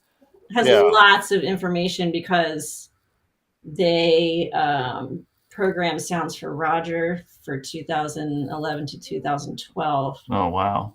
And he said 2 sessions at Roger's house, then lots of email exchanges, lots of fun. Roger showed me how to play certain songs, and he still has songs, the sound samples from everything that they worked on. And yeah, I think you need to get this person into the live. We've talked about how to incorporate what he has or they. Oh, okay. Or whatever. So yeah, we're putting you on the spot, Super Eventide. But we've emailed exchanged about like how to make it into a story, and I can't remember if they wanted to go live or not. Because some people don't want to go live. Yeah. But back to live. So, I had a couple of thoughts. One thought was when we talk, it's interesting that we got hooked on 97 because there was this period like, I mean, maybe it was from Wish when things were more rockin', and then Wild Mood Swings was all over the place. And then later maybe they got back into synthy stuff, but maybe not. Like maybe, I mean, now that I'm talking it out, it's like maybe part of what makes the sound so whole now is sort of there was A period, B period, C, D, E, F, let's just say through Wild Mood Swings and Bloodflowers. Yeah. I definitely think that the last 2 albums are their weakest albums. So I don't really have a lot to say about them because I don't honestly sit around listening to them. I mean, live, it's a different thing. I actually don't mind Hungry Ghost anymore. But I would say that maybe now part of the reason why their live sound is so good is the incorporation of everything. Mm-hmm. Is that? Am I smoking the ganj? No, I think you're right on. I think that they, like, to my point of there not being an album to support is part of, I think, the momentum that the Cure have, like, because they can go into their catalog and celebrate some of these older songs, and they have the right lineup to do that and make them sound amazing and have people like us talk about them online, that sort of thing. And I think if the new songs weren't as strong, maybe we would feel differently about the sets, like, too, right? But I think all the new songs kind of fit really well and complement some of the older stuff, and like I think the anticipation for the album is like comes in waves because we don't know when it's coming out and if it's coming out and that sort of thing. But when it does come out, and maybe hopefully soon, or hopefully there'll be more songs on it other than what we've heard, I think we'll have like another wave of a really solid tour behind that album potentially. And I think that's what's really exciting about it is, like, there's some unheard songs. We've already heard 5 or 6 off of this new album, so to speak, and I want more. Like I want to hear the rest. I want to hear the B-sides, right? Like there's all of that stuff to come. But I think, right now is like we're at a point where we're celebrating all the whole Cure catalog plus the kick-ass new songs, which is like crazy. Right. And Yeah. so we have like 15 minutes left in our 2-hour time slot, even though we could go on forever.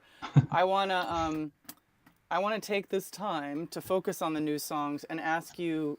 I think we can each kind of represent some of the other ones. Ian, I want to save. I Can Never Say Goodbye because I want you to talk about the thing we talked about with the rhythm section. But Oh, yeah. but maybe Kate, what's like? There was a chat in there about Alone and then Nothing Is Forever. Do you want to pick another song to nerd out about musically? Between those two, or Just the new songs, any of the new just the songs, new songs? but The new not songs. I Can Never Say Goodbye. Okay. Okay. Well, okay. So Alone, It's a pretty good song. it's really great as an opener. What I really, when I first saw it live, was in Dublin, and I just started bawling my eyes out. And I thought of a lot. I think that lyrically, you could apply it to so many things. And at the time, I was thinking, the graphic with the Earth, like rolling away into the greater universe, and we feel very alone during the pandemic. We all felt very alone. Yet we all experienced this one thing. We all had this thing in common going through the pandemic that isolated everyone. And I don't know that that's what the song is about, but that to me is like where it went immediately. And then I started thinking about, the Earth and global warming, and just like it can apply to so many things. And I'm not even remembering the lyrics right now. I just didn't know that these are my impressions. But it was kind of like the anticipation of loss, Right. and it sets up that show, or the all the other songs from the show, from this album, all deal with loss. Right. And Alone is probably the vaguest of it, I think. Is it vague or is it broad? Broad, and it has a more positive, upbeat, slightly more up-tempo, major chords instead of minor chords kind of thing, I think. And the texture of it was really nice too. Well, it's melancholic though, isn't it? And Yeah. But that's like what The Cure does so well, is like they can make something so beautiful and heartbreaking at the same time, and then you can go into the deep, deep dark, like Faith or like End Song, where there's no glimmer of light. Well, I thought Faith was supposed to be the positive song, right? Because he went away with nothing left but faith. That's what he said. He was trying to end the album on an upbeat note. Okay, Robert Smith. He doesn't have any faith. That's the problem. And I think, Kate, that with the thing about End Song, which is similar, I mean, Alone, that is similar to End Song, is sort of what Ruben said earlier, in that if you're listening to the music, like what you're talking about, it's a little bit more up than End Song, right? It's like, it is sort of like a progression. It's like, it goes very well with that visual. It's slow. There's like this, sort of pretty, Simon Space is like pretty and melodic, and then there's Roger's like bling, bling, bling, bling on the top. Yeah. That you're already... The melody on Reeves' guitar is really beautiful on that, and it kind of gets buried beneath the other instruments. Right, but it will be interesting to see how that is recorded. But I guess what I wanted to return to is to satiate the appetites of the people that are more lyrically inclined, and they're like, why is this 5-minute, 5-minute intro or whatever? And I think if people who feel more comfortable in the lyric zone take a minute to do two things. One, hear the music as a lyric. So you can apply what Robert Smith is saying and go back and listen to the live stuff again and be like, oh, it's already happening. You know what I mean? Like, that's what Ruben was saying about End Song, is it's like, by the time the lyrics come in, they're even more powerful because it's sort of already been said with the music. It's sort of like with both End Song and Alone, if you listen to 17 Seconds, I was interviewed by somebody who was like, why do you like that song versus like Friday I'm in Love? And I'm like, fucking cuz, dude, because you have this stark landscape, the drums, boom,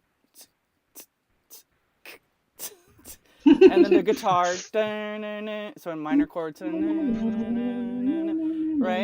And then Simon's bass comes in, it's like sinister. So there's already a conversation, and then the trio explodes, or maybe it was a quartet, I'm forgetting now which was where. 17 Seconds was a quartet. So by the time Robert says, time slips away and the lights begin, you're already there. There's already been, conversation has already happened. Yeah. So that's But what I think like that's about Alone. that's actually what the thing I like the most about them. More or less. I think, like, it's not my favorite song, but I think that Pictures of You is a perfect example of why I like them, because I don't need someone to sing all the time. Like, I can listen to the Beatles or Morrissey or U2 if I want to hear someone sing all the time. Sometimes I just want to hear music without someone yammering away over the top of it. And so the Cure, I feel like they give me that balance of, like, sometimes I don't want to hear someone sing for a few minutes. I want to focus on a piano or a whatever. Well, since you're yammering, do you want to talk about I'm saying that with affection because we're all yammering together. And the world needs to yammer together more and not fight on social media. So, do you want to talk about I Can Never Say Goodbye and the drums and bass? Yeah, so that's of the new songs. There's something about the relationship between Jason and Simon in that song that there's and I had a chance to run into Simon this year, and we chatted for a second. One of the things I told him was that there's something unbelievably magical about the syncopation of Jason and Simon on that song. And I think it's also the first time I heard it, I didn't expect it. It doesn't sound like something I expected Simon to play. As a person who's listened to them 8 gazillion times, I'm pretty familiar with the playing styles of each of the members individually, and that was one of those where for some reason it really stuck out to me, like who wrote this? Like, are you even the same person? I actually kind of felt the same way about the last song on 413 Dream. It's Over also was another one that I was surprised by what Simon was playing. It was unexpected, and it's nice that I can be surprised by that. But anyway, so there's something about the rhythm of that song that really sucks me into it, and I actually find it hard to focus on what Robert is singing or what Roger is playing or anything else, because I'm so sucked into just the sound of the drum and bass together. I know I don't know. It's looping in my head. Yeah, right there's now. something about it. Yeah, there's something about the rhythm of it that just really grabs me. And I'm really excited about this album. So I wanted to punctuate that because the other feedback I've gotten from people, which when I first heard I Can Never Say Goodbye, was that it sounded very Disney. Bling, bling, bling, bling, bling. no, Bling, you're bling, thinking bling, of bling. the other. You're thinking of the other new song, aren't you? No. That's what everyone always calls the other song, Disney. No, I know they. Oh, that's true. There's many songs that, out of the 6 or 5 that people call Disney, but when people talk about I Can Never Say Goodbye, they're like, well, it's like Thunder Roads and na na and I Can Never Say Good ding ding ding ding ding. So their ears are hearing that higher, softer, Hallmark card kind of thing. I'm not saying it, I think it's a Hallmark card, but what I love about that is if you can hone in on what you're talking about, the fucking drums and bass just drag it down Yeah. to something deeper and like provocatively playful. And so if I would challenge a person who doesn't hear that in I Can Never Say Goodbye, if they're focused on like the higher, like, oh, it's I can never, that high feeling is even more potent if you really listen to the drums and the bass. Yeah, and the drums and the bass, because it's so exact, I think it makes Reeves' part sound even better because his guitar is just floating over it so often. And his guitar solo in that, I feel like I don't know, there's the sound of that guitar.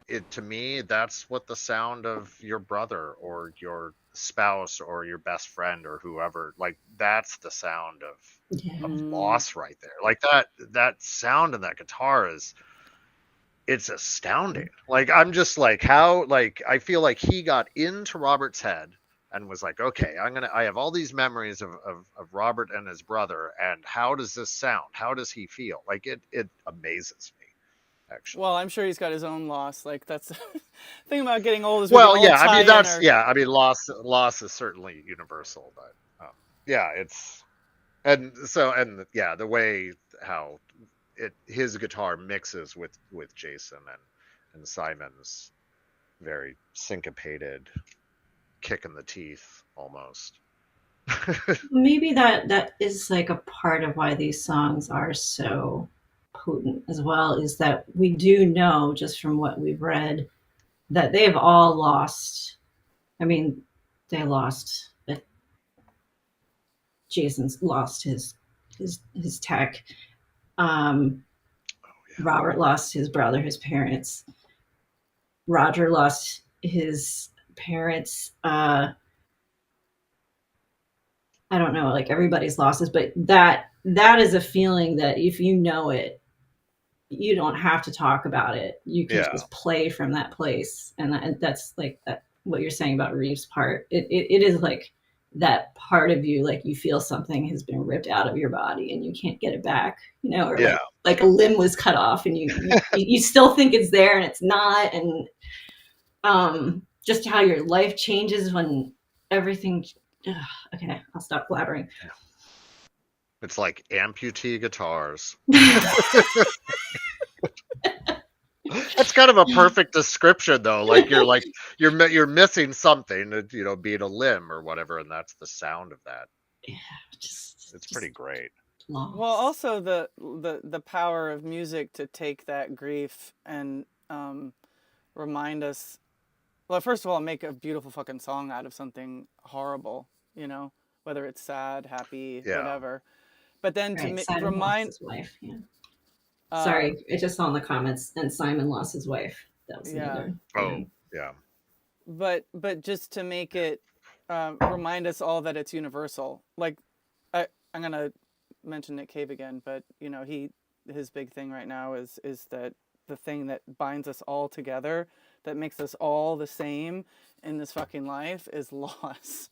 And that's not to be negative. That's just like as real as the fucking bark on a tree, like as the sky, as the sun. Like humans, it's a little bit different, I think, although I'm not a scientist, with some animals, because they probably don't think about death. When they see it, when the elephant herd loses their loved one, they grieve over it. They're like, holy shit, you're fucking dying. Or when it's sickly, they take care of it. But they're not pondering death. They're not like in their fucking minds. Like that's our burden. And then so I don't know how long animals grieve, but I think that's something in humans that where the arts is so fucking essential to our survival and to going through it all. Is like we need these stories to make sense of this fucking world and how we live. And on that happy note, let's go to Ruben because it's 5:00. What is a new song that you want to bring into the light? Step into the light. Step into the light. Yeah. Okay, so I don't know if it's included in this list, but It Can Never Be the Same. I really hope that makes the album. I think we've all read or heard at some point, oh, it's not going to be part of this batch of songs or whatever, that it's standalone or whatever. But I really hope that makes it. I really like that song. Similar to what Ian's saying about drums and bass, like I think that's a really good example of how drums and bass work together. And but if that's not the song, then surprisingly, I really like A Fragile Thing for the same reason. I do too, actually. I really like the drums and bass on that song, especially the bass. Like you were saying, Ian, it was surprising that Simon chose, those opening notes and made it sound so full and powerful, and like the song as a whole reminds me of like a classic Cure kind of B-side where there's a lot of lyrics, a lot of up for interpretation lyrics, and also deep meaning.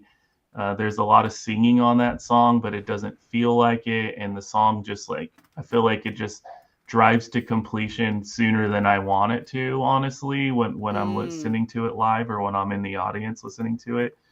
It seems very short. I mean, all the other songs are so long that maybe it is a long song and it just seems short because all the other ones are so incredibly long. Mm-hmm.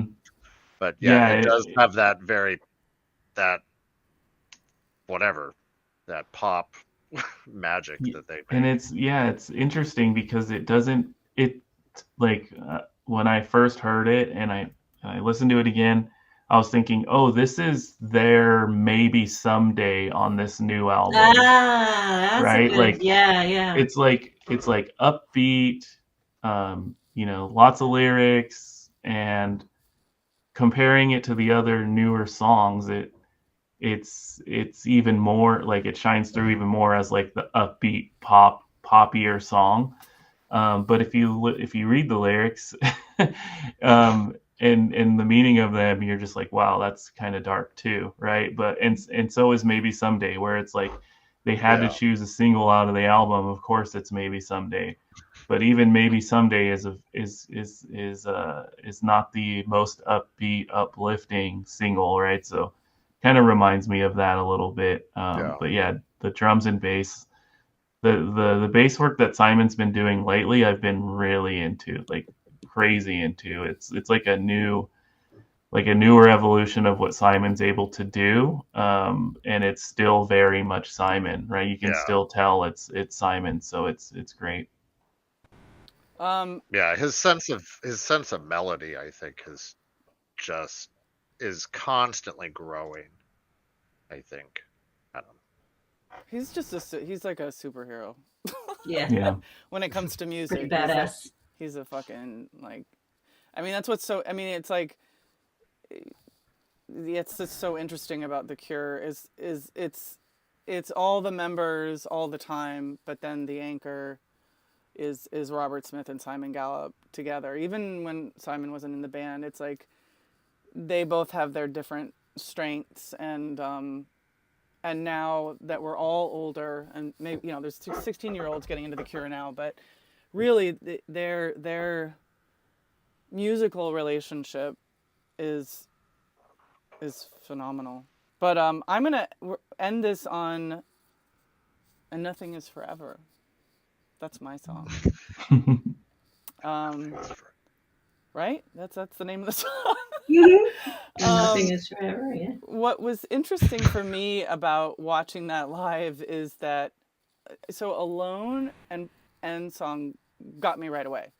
I was like hook, line, and sinker, especially End Song. But in Nothing Is Forever, it took a minute. And that, it was another, I think when people talk about the Disney songs, they talk about And Nothing Is Forever, right, Ian? Yeah. Yeah, I think that was the one I was thinking of. Promise you'll be with me till the end. Say we'll be together, Yeah. right? With no regrets, however far away. Because it could be. It's It could be. catchy. It's It's really catchy. Hmm. it Especially the is. I know part. Hmm. But that was a classic Cure song that for me evolved. Like I was like, oh, and every time I heard it live, I was like, oh, okay, all right. Um, so like the synth in the beginning, like kind of lulls you into the mood, like puts you, okay, it's for nap time, or movie time, or story It's a time. Like lullaby. let's Yeah. cuddle up, and then woo woo, that sort of like, I guess it's a 4/4, but I almost wanted to say, is it a 3/4? I don't know. I've almost wanted to say it was a waltz, but it's not.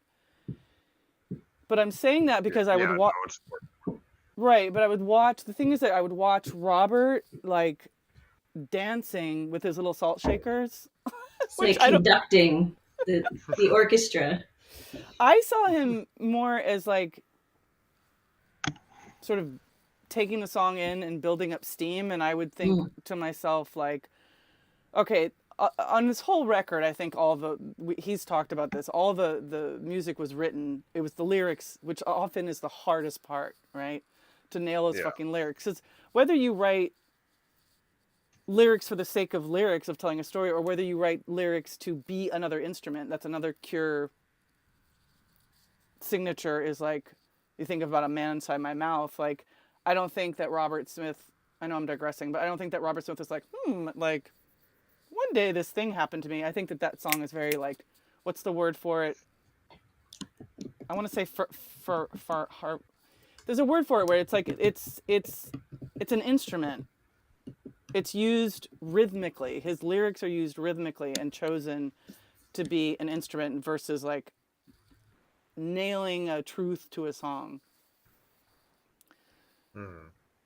So, and Nothing Is Forever, it took me a minute because I prefer those ones. I like the ones where the lyrics are more of like an instrument of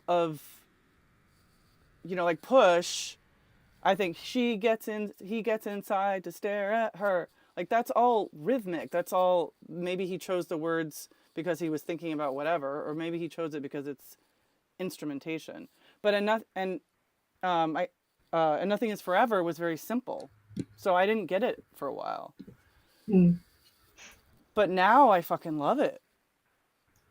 Well, So, your video was so beautiful that you made, Marusha, that well, you put together. Yeah. That was just I got all the clips.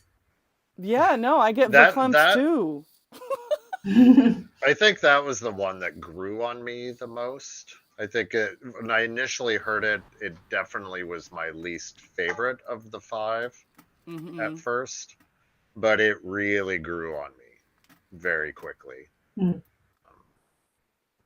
Yeah, I'm gonna Yeah. include the link, even though the 10 people that are left have probably seen this video. But I think it also was a product of me listening to this fucking song over and over and over again because I was editing to it. I was like, holy shit, like this is so beautiful. Mm-hmm. And Yeah. that's another signature thing about a Cure song, is it's like, it's not a commercial song. Usually. I mean, there are some that are very like forward, like Love Song is very easy to digest. But it's an evolution, and if you give the songs some time and you sit with them and let them marinate or whatever, they sort of take a different form, with you as the audience member. So now I fucking love that song. It's kind of the opposite of some songs where the first time you hear it, sort of, it has to grow on you because it's not super poppy. It's discordant. Like I feel like Edge of the Dequency was like that for me. Or, where a song that doesn't have a bass, the normal structure of a song. Whereas in Nothing Is Forever, the opening part, now this is a Catholic thing, I'm sorry, but there is a Catholic song that is often sung at funerals that is very reminiscent of those chords, the keyboard part in the beginning of the song. And now I'm not going to be able to think of it. I alone the sea and sky up, and he will raise you up on eagle's wings. If you look it up, it's like, so it reminds me of being in church, at some kind at a funeral. It's always played at funerals. It was played at my baby nephew's funeral. So like right away, like on one hand, I'm like, oh man, it's fucking church. But then I was like, ooh, but it caught me. And then you just, I feel like it right away. I felt like, okay, this could be a single because it's so catchy. And but in the way like Pictures of You became a single. Yeah. Like if there was a new Pictures of You, this could be it. Because it has that melancholy, but also a sweetness to it. Like I also thought of like my dog, like it could apply to anything. It just, Yeah, I think they'd unfortunately probably have to do like I don't even know if people do radio edits anymore. I feel like it's too long, but yeah. But you're right. It is like Pictures of You. And with that, we should wrap it up because like we're there's like 11 people watching. Thanks to those who are sticking with us, man. Yeah, Donna. Whoop, whoop. It's been 2 hours and 15 minutes. Oh my god! These things go by way too fast. I unfortunately over the last month or two, I've took notes at work. Like I'd be listening to bootlegs, I'd think of something and be like, "Oh, we should discuss that." And I wrote, and that notebook's at work where I am not. So I have no memory of any of the thoughts I've had in the last month or two of like. Well, the only thing I can say is that after the 2023 shows are done, and you've caught up to all of 2023, we can all convene again. And bring your fucking notebook. Yeah. That's right. I'll give you the top 5 shows ever in stone, because I'm sure I'll be able to make that decision. You have a good playlist of highly recommended ones. That would be I do. I kind of want to go back and listen to the ones that I marked as being the best, so I could actually write notes. But then I don't know to what end that would be. Like then I've just written hundreds of notes to myself about how awesome I think accuracy is in 1981. Is anybody going to the South America shows? No, I've toyed around with the idea a couple times. I want to, but also like with the power of the internet these days, I can just hang back and enjoy other people's perspectives just as well. So I think I'll do that, and then hope that they come back around again to the US. I'm gonna go to the New Zealand, Australia in February. So what? Yeah, it's gonna happen. It's gonna happen. Did I miss something? Don't let him. Oh, they haven't announced it yet, but He's Australia and New Zealand are totally next. It's gonna be like February. Well, that makes sense because it's summer, right? Yeah. Ian's schedule too, right? Well, thank you so much. On vacation time by then. So. Thanks for coming. This was super, super fun, and thanks to everybody in the chat who contributed. It's hard to get everybody's input in, but I really appreciate it, and I feel like I could learn a lot from going back and looking at this thread. Yeah. And now I'm like super sappy and emotional about the fucking Cure. Thanks guys. But yeah, have a great week, everybody. And Yeah. see you. We'll see each other again. Maybe it'll be in the beginning of the year with this quartet. I'm going to be doing broadcasts, I hope, from South America. No, I'm not going.